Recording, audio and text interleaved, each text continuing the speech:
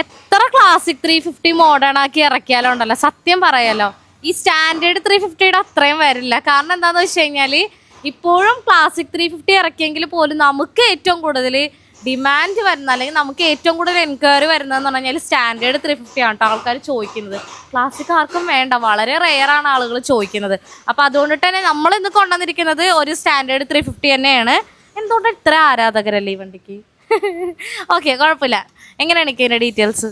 2017 model single ownership വണ്ടി, base അതിൽ very low kilometre, 24 something കിലോമീറ്ററാണ് ആകെ ഓടിയിട്ടുള്ളൂ. Genuine kilometre. മീറ്റർ നോക്കിയായിരുന്നു, പിന്നെ അത് നമുക്ക് പറയാൻ പറ്റില്ലല്ലോ, അതാണ് നമുക്ക് പക്കയായിട്ട് പറയാം. Genuine kilometre.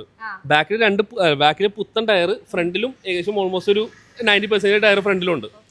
വണ്ടി വേറെ കംപ്ലൈന്റോ കാര്യങ്ങളൊന്നും ഇല്ല, സ്റ്റോക്ക് കണ്ടീഷൻ തന്നെ. നമുക്കൊരു 95 ഫൈനൽ ഇട്ടേ കൊടുക്കാം. 17 മോഡൽ. ഫിനാൻസ് ആവില്ല, സ്പോർട്ട് ഫിനാൻസ് നടക്കുള്ളൂ. ഫിനാൻസിന്റെ ഒറ്റ കൊല്ലം മാറി പോയി. 2017 കിട്ടില്ല, 18 ഓക്കെ. നേരത്തെ അങ്ങനെ ഇല്ലായിരുന്നു, നമുക്ക് 2017 കിട്ടുമായിരുന്നു. ഇപ്പൊ മാറിയിട്ടുണ്ട്. ആ ഓരോ വർഷം ചാൻസ് കുറവായിരിക്കും. നമ്മളിപ്പോ ആക്ച്വലി നമ്മൾ വണ്ടി എടുത്ത് സെയിൽ ചെയ്യുന്നുണ്ടെങ്കിൽ പോലും നമുക്ക് ഫിനാൻസ് ചെയ്യുന്നത് വളരെ കുറവാണ്. ആകെ 2-3 പേരൊക്കെയാണ് ചോദിക്കുന്നത്. ബാക്കി എല്ലാവരും റെഡി ക്യാഷ് എടുത്തോണ്ട് പോകുന്നിട്ട് സ്കീം അറിയുന്നത് നമ്മ അറിഞ്ഞിട്ടില്ല കേട്ടോ.